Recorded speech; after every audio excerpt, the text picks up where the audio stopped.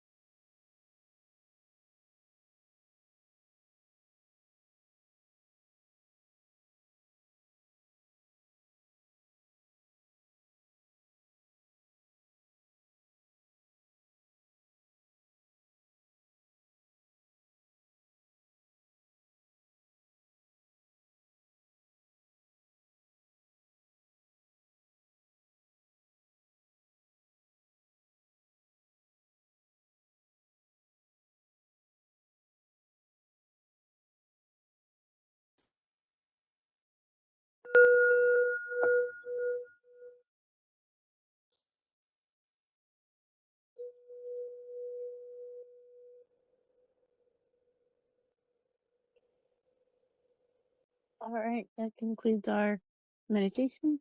We'll take a few minutes to go back inside and proceed with the Sutra study portion of the evening.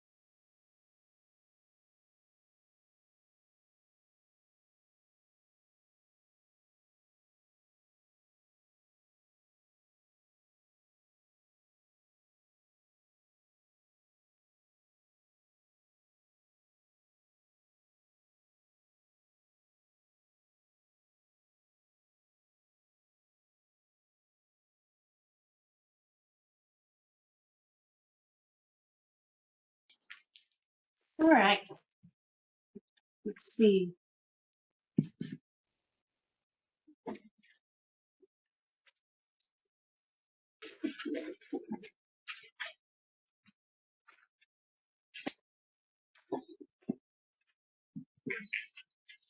So we'll pick up where we left off last week in the Srangama Sutra on page 162. Nanda said, "World-honored one, although the Tathagata has taught the second decisive point, I think that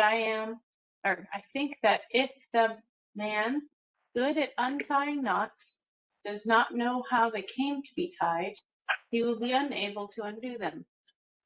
In this assembly, I and those who need to study and learn more are in the same case.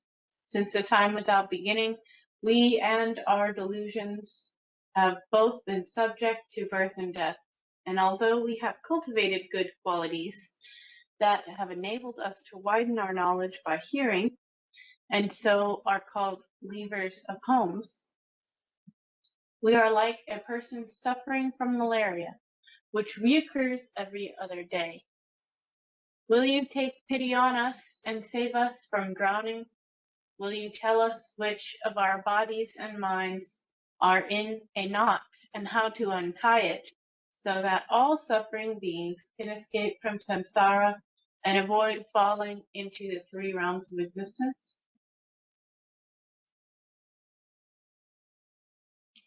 After saying this, he and all the assembly prostrated themselves, shed bitter tears, and eagerly awaited the Buddha's supreme revelation. The Buddha took pity on Ananda and those in the assembly who still needed to study and learn, as well as on future living beings, in order to enable them to sow the cause of their future appearance in the world, and so become the eye to guide coming generations. He extended his shining golden-hued hand to touch Ananda's head. Thereupon all Buddha lands in the 10 directions shook 6 times, and Tathagatas countless as motes of dust sent out from the tops of their heads radiant rays of light which reached Jetavana to shine upon the Buddha's head. This had not been seen before by the assembly. Then Ananda and all those present heard countless Buddhas declare with one voice, "Excellent Ananda, if you want to know about the innate ignorance that causes you to transmigrate in samsara, the roots of your birth and death are your 6 sense organs. If you want to know about Supreme Bodhi, it is these 6 organs that will enable you to speedily realize happiness in liberation and permanence in nirvana." Although Ananda had heard these Dharma voices, he was still not clear about their meaning. So he bowed and asked the Buddha, "How can the same 6 organs cause me to transmigrate in samsara and be happy in absolute nirvana?" Buddha said, "Ananda, both organs and their objects spring from the same source. Bondage and liberation are not 2 different things. Consciousness is illusory, like a flower in the sky. Ananda, your knowing originates from each phenomena, which takes on form because of your sense organs. Both form and seeing are mutually dependent, like 2 bundles of rushes that stand by leaning against each other. Therefore, if your intellect acts as the knower, this is the root of your ignorance. But if it is free from seeing, it will be nirvana, which is transcendental and pure. How then can the latter allow foreign elements to intrude?" And then just to remember, the term phenomena refers to just essentially form. It's the attributes of the things that we're sensing. Like the floor is flat, that is a phenomenon. I have a question.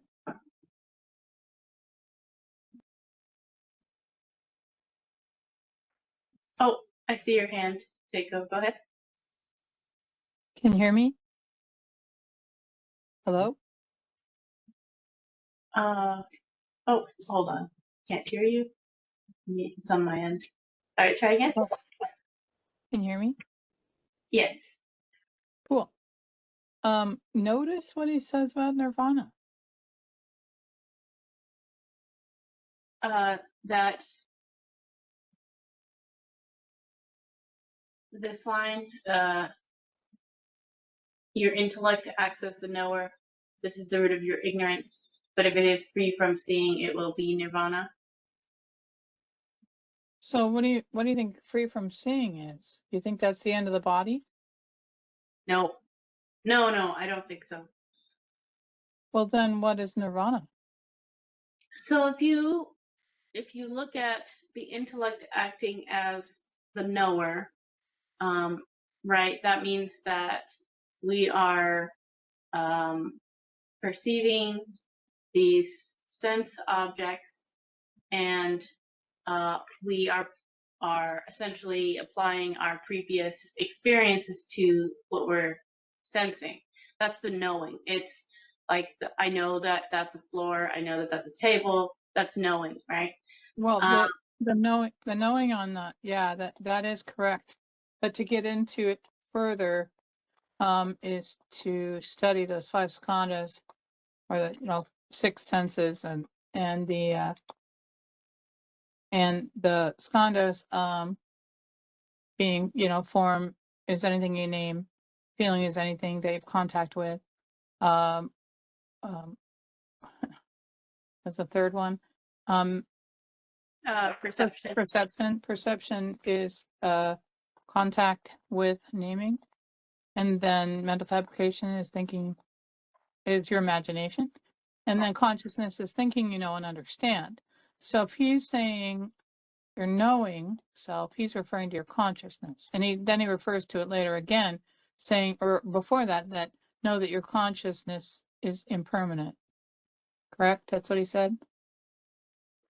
Like a Consciousness. paragraph before that or something. Yeah, he says consciousness is illusory. Illusory.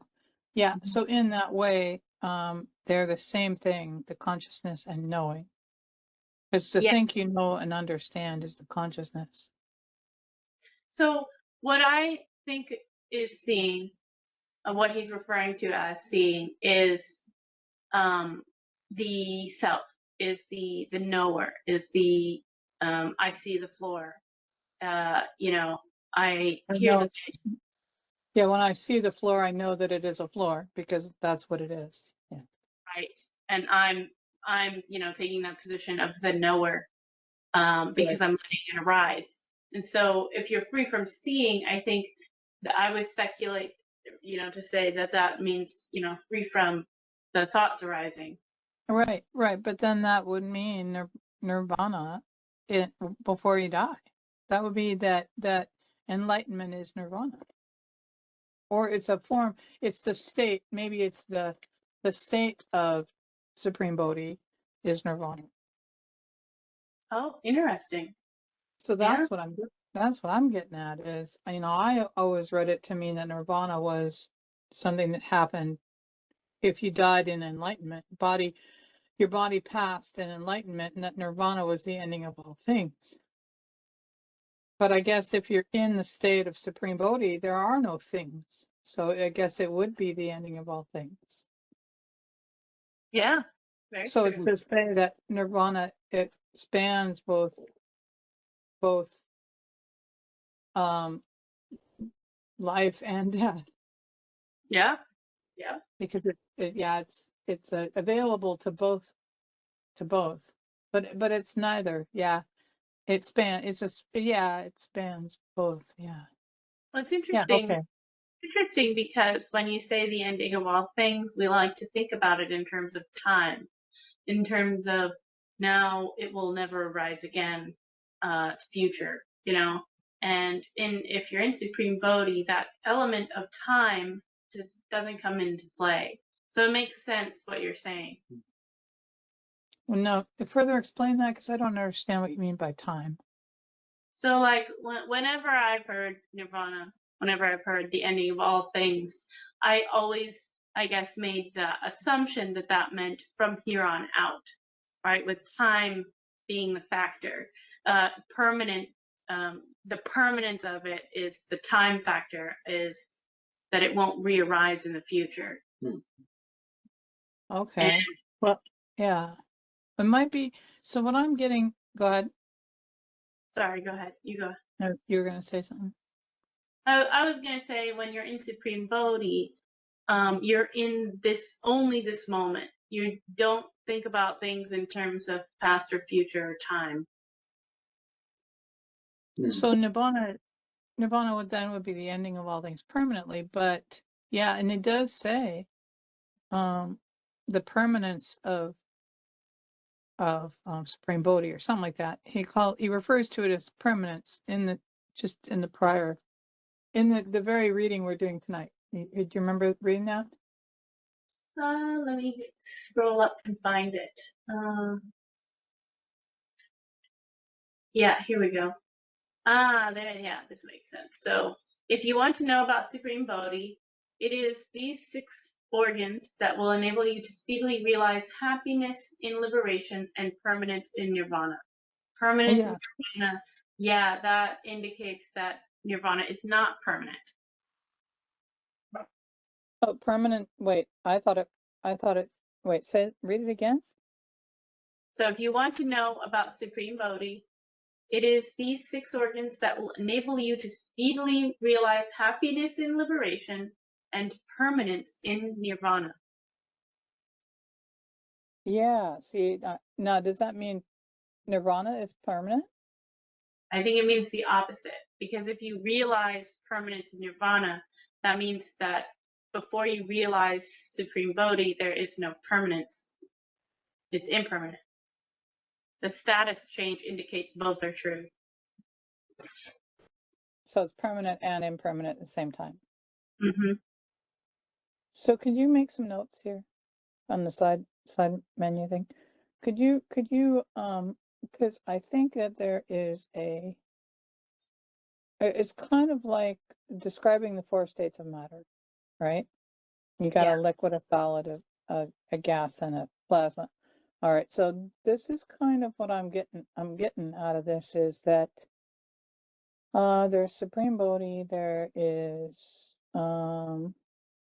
Nibbana or Nirvana. They're both the same thing, just different languages. By the way, everybody, Nirvana is actually spelled and pronounced Nibbana in Sanskrit.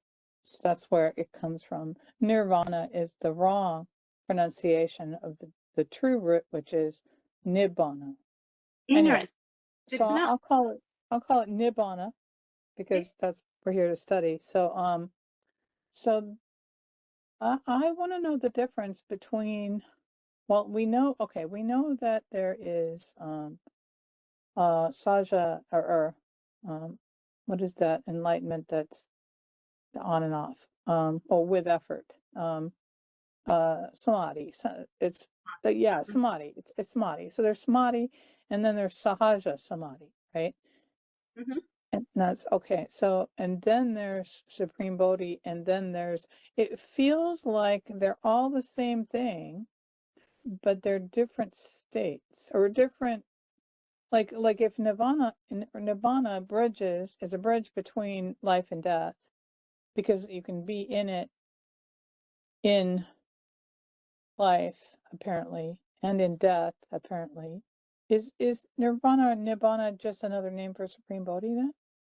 Or is there a very minute distinction? So it to me it sounds like Nibbana might be interchangeable with the ability to sustain Supreme Bodhi. Now the connection is, like you just pointed out, that the impermanence is samadhi. I'm sorry, I'm writing it down too. Impermanent. And the permanent would be the sahaja samadhi. Right. And then both of those are referring to Supreme Bodhi, so people don't get confused. Samadhi is the state of Supreme Bodhi with effort, and then Sahaja Samadhi is Supreme Bodhi without effort. But both of them can be on and off.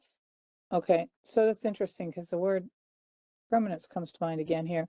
So with Samadhi, it can be on or off, meaning that I can choose to be in Supreme Bodhi willfully with intention, which would be Sahaja Samadhi, which means I can turn it off also. I can enjoy my sensory indulgences all the day long if I choose to, and then as soon as I need to, I turn on my Supreme Bodhi mind, and there I have Sahaja Samadhi. I don't need to sit in meditation, or I don't need to contemplate it. I turn it on, turn it off, and that's without effort. That's without effort. I can do that without effort, entirely without effort. Not even a passing glance. but then the Sahaja one is with effort. I mean, the Samadhi one is with effort. So the with effort part is where you sit and you catch it and you hold it and then it's gone. And then you go and you catch it and hold it and it's gone. And it's like that. It's not become autonomic. It's only achievable if you concentrate on doing it. Now, when you look at nirvana, it's like nirvana is the next thing after Sahaja Samadhi. So, Like a permanent thing. Yeah. okay, can we slow down for a second? Oh, yeah. So, I don't think so. I think that, like, I'm making notes on the screen. I don't know if you can see them, but the Sahaja Samadhi, I'm thinking might be that permanent nibbana. Because, and I'll explain why, because like you're saying, the Sahaja Samadhi is without effort. So it would be like your baseline. Yeah, but it's on and off though. It's not permanent. It's not now the line wasn't, they didn't use he didn't say permanent. What did he say? The happiness and the peace of something or other. He did say permanent in nirvana. Oh, okay, but then yeah, before that, yeah. Read that line again. Yeah. If you want to know about Supreme Bodhi, it is these 6 organs that will enable you to speedily realize happiness in liberation and permanence in nirvana. Okay. Permanence in nirvana. So there's a clue. So it's got to be permanent. So that's the difference. It can't be Sahaja Samadhi because it's not permanent. But it's a realization of it. Ah, I see. Oh, I see what Nibbana is. Nibbana is Bodhi nature. It's not something that we have to achieve. It's something that already is. It's the other name for Bodhi nature. Because if it's permanent, it says if it's permanent, then you realize the permanence of nirvana or nibbana. You realize the permanence of it. That means it's there all the time. You have to realize it. Oh, I get it. Yeah, the realize the I swear by the end of this. No, is that what it says? Isn't that what it says? Realize yeah. So if it's a realization, it means it's already there. So it must just simply be referring to Bodhi nature. Nibbana is Bodhi nature. Nibbana is Bodhi nature. That we already have it. We're just realizing it. Because see, it's quiet mind. Yeah, it's quiet mind. So Supreme Bodhi is the state you achieve. That is the mind side of Nibbana. Or, yeah, the mind side. That is where, it's no longer, it's effortless. It's become effortless. So we have realized Nibbana because we've realized the permanence of quiet mind, or the permanence of Bodhi nature. So we have realized Nibbana.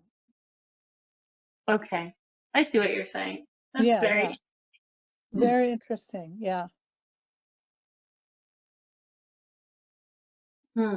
Okay, I've made notes in this PDF. Does anybody have any questions? Because I'm seeing it pretty clearly now.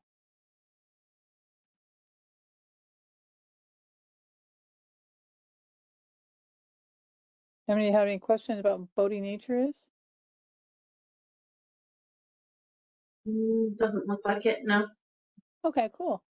Bodhi nature is just it is the quiet mind that you're not aware of that you already have. that Yeah. every living being already has that they're not aware of. That's what it is. And Supreme Bodhi or Buddha, I mean Bodhi nature and Nibbana. Very cool. Okay. Okay, yeah, Thank that you. makes that well that it's just this line here that All right. you know, and it's funny because now when we teach this, we have to make sure that we understand that we have to say we understand Nibbana to be this from this sutra, Okay. rather than, you know, we understand Nibbana to be Bodhi nature. So Nibbana is Bodhi nature that's realized. Okay, so Nibbana is Bodhi nature that has been realized. Okay. It's like I see you. It's like Mhm. I see you, Bodhi nature, and I'm gonna call you Nibbana. Nice. Yeah, okay. That ends my Okay. I think. Yeah. Yeah, it does. It ends it. But just know that now we have to adjust our understanding that Nibbana means the end of all things in life, and I Yeah. mean it can't be in life because there's a condition, and it can't be in death. It just like enough to call it Bodhi nature, I guess. Yeah. So Think so. one does not enter into it upon, yeah, the death of the body, because it's Bodhi nature, it's always there. Yeah, it's a realization. I'm sorry, let me get that straight here. It's the realization, the conscious realization of Bodhi nature. Mm-hmm. Okay, I have Cool. to learn this. I have to learn it. Yeah. Cool. Thank you. All right, I'm done. Thanks.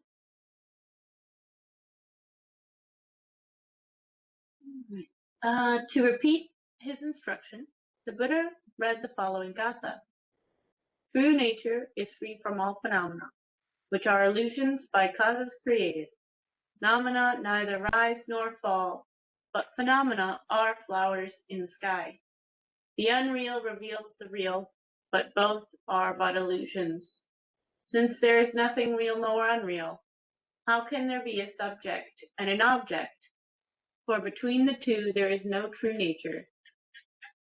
Like the point where two rush bundles meet when set upright, tying and untying from the same cause arise, while the saintly and the worldly are not dual. Consider underlying nature at the point of meeting where both is and is not, cannot be. If you disregard it, you are in delusion.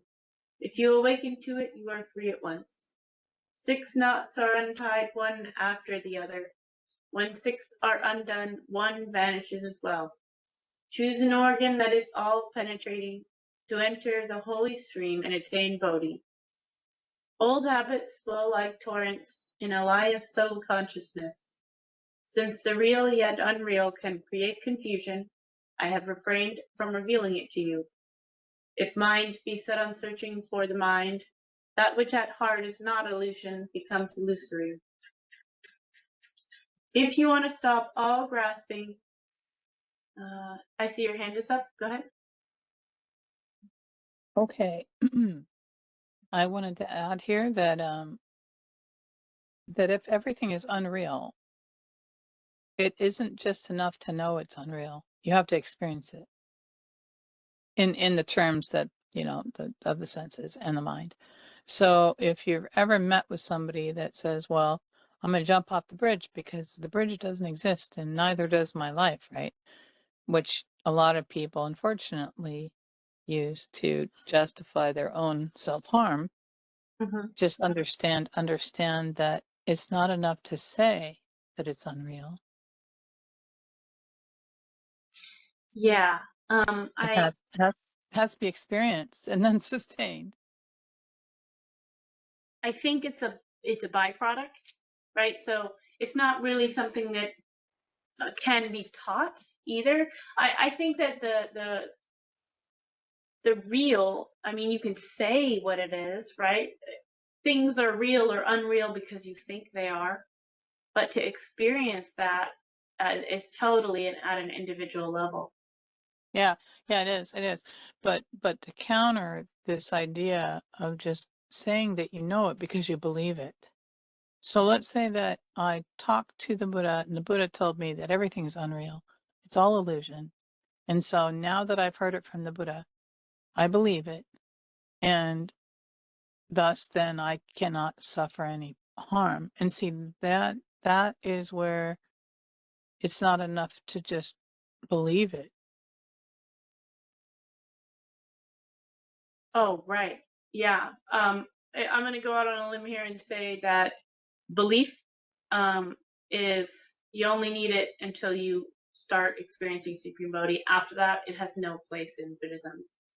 Yeah, it has no place, but I'm just saying that that's where that kind of thinking comes from when people will state to you that if you believe everything is unreal. I mean, I've been approached by people that will ask me, "So do you believe that we exist?" And when you get into that kind of conversation, you have to say, it is not enough to just say we don't exist. That's what I'm getting at. That's interesting. Yeah, I would say my approach to something like that would be, that's where we meet people where they are. If it causes more harm to be very literal with them about it, then I I would venture to cater to them without telling a lie. Well, the context of this sometimes occurs in end of life conditions. So you'll have an individual who's going through, the last stages of life because they have an incurable disease. Yeah. And they will say, make this suffering end or help me understand this. And so the idea of experiencing it, you'd have to start with the senses. And, let's say that you I don't know, you can touch a flame and not get burned. And it's a mind thing. It's like the yogis that walk across the bed of hot rocks with bare feet. Interesting. So it's a mind thing. Now Yeah. they don't get burned either. I don't know. The West has determined that it's because there's a layer of ash on them that if they go fast enough. But I don't know if it's just the body they're trying to challenge or the mind that thinking they'll get burned, which makes perfect sense. But in any case, all of that is conditional and causal and not of the realm of um not of the realm of nibbana. Yeah. It would be it. I get how it could be a common question, for sure. Yeah. And yeah, you're Yeah. right. The only way to explain it is to help them experience it. Experience it. And see, that's the thing here.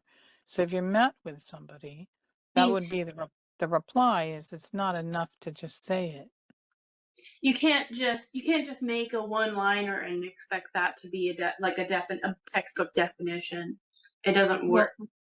no, it doesn't work, but that's what people get out of this on the surface. You'll get people that are interested but they'll be perplexed. They'll be perplexed by the question of how do I believe in something that is so starkly untrue? I mean, they're experiencing the world. They're not going to go jump off a bridge and expect themselves, you know, to be okay with that. I mean, the idea here is that they have real pain and they have real suffering, and there's no denying that. And how do you Yeah. reconcile that for them? And so, I mean, here we have some clues in the sutra you're reading now, and this is the gatha that you guys sing at every service. But we have clues, and the clues are the that it has to be experienced. I mean, that on the one hand he's saying it, and it's not enough to just say it. Well, that's why he says he has refrained from revealing it to you. And the interesting part is that like nobody can reveal it to anybody else. Yeah, you can point to it, but you can't touch it, because as soon as you touch it, it's not it. Yeah, I know. It's like pointing at the moon. That's where the Japanese, see, the Japanese were onto it, but then they dropped the ball. So that Yeah, they can yeah. point at the moon, and they point at the reflection of the moon, but neither is the moon. And see, that's what they're getting at. The other nuance to teaching something like this is that if you teach it unskillfully or to someone who isn't ready to handle the question of real and unreal, you could do damage to their experience of the practice, because I know that real and unreal are oftentimes things that people cling to for direction. And Well, I don't think you can break that in them. I don't think that you can. I think people do enough to break it already by watching horror shows. They already come up with a dilemma in which they're exposed to a trauma that causes them to carry that trauma into everyday life. I don't think we can do any more damage than people are already doing themselves. But yeah, but if you just sit down with them and you take that sense object and another sense object and you watch thought arise and thought decline, that gives them what they need. That gives them, yeah. yep, for sure. Are there any other questions or comments on the Gatha? Since we do read it every week, it might be a good opportunity to clarify anything that might be confusing. Yeah, when you want to keep reading it, I'm done. I'll mute. Thanks. Okay. Yeah.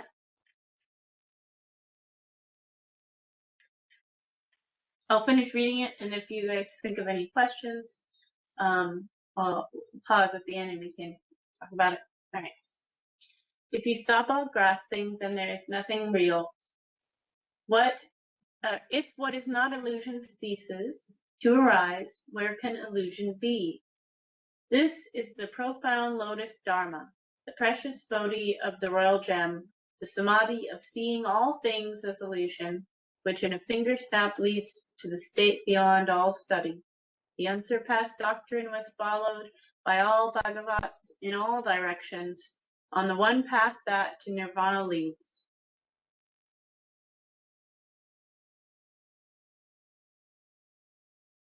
Yeah. Oh, there's my hand up again. Yeah, go ahead. On the one path that to nirvana leads. Isn't that interesting? Because there is Bodhi nature too. Yeah, I like it. I like that line because it definitively says there's no other way. Right. I know that's true. And it is something that can be achieved in this life if you're on a path. So for instance, if nirvana only existed after your body ceased to exist, then there wouldn't be a path. True. That's true. Yeah. So Yep. yeah, so very interesting how this is redefining my understanding of nibbana. My puppy has to go potty, so I'll take you with me, but I will be Well, no further. I Yes. think we're right about at a good wrap-up point. So, Okay. there Okay, are well, no questions. yeah, I'm going to take you with me anyway. I'm going to take you with me anyway, but I won't be replying. Okay. All right. Does anybody have any other questions or anything we want to talk about in what we read today? All right. Very cool. And again, we post this on YouTube, so just to the YouTube audience who's watching this after the fact, if you have any questions or comments, feel free to reach out to us via the contact information on our page. So I will mark where we ended today, and we'll pick back up next week. So thank you all for attending, and we'll see you next time. Bye. Thank you. Bye. Bye. Thank Bye. you. Bye.